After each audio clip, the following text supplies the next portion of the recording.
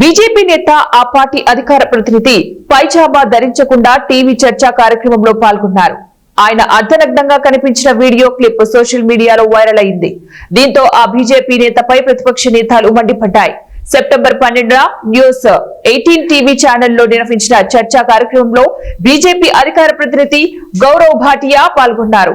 Amish దేవ్ఘన్ host గా వ్యవహరించిన are పార్ షోలో పాల్గొనే అతిథులను ఆయన పరిచయం చేశారు.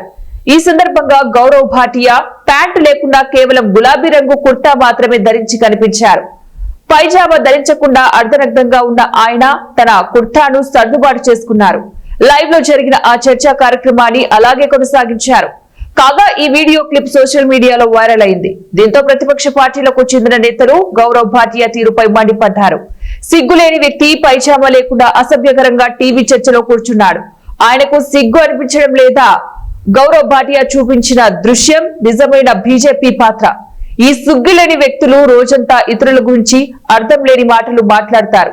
కానీ వారి సొంత వ్యక్తిత్వం, ప్రవర్తన అందరికీ కనిపించేలాగా బహిరంగ ఉన్నాయని విమర్శించారు. మరోవైపు లైవ్ టీవీ కార్యక్రమంలో అశ్లీలతను ప్రదర్శించిన గౌరవ్ భాటియాపై నెటిజన్లు కూడా ఆగ్రహం వ్యక్తం చేశారు. అర్ధనగ్నంగా కనిపించిన ఆయనపై కేసు నమోదు చేసి చట్టపరమైన చర్యలు తీసుకోవాలని ఒక మహిళా న్యాయవాది డిమాండ్ చేశారు.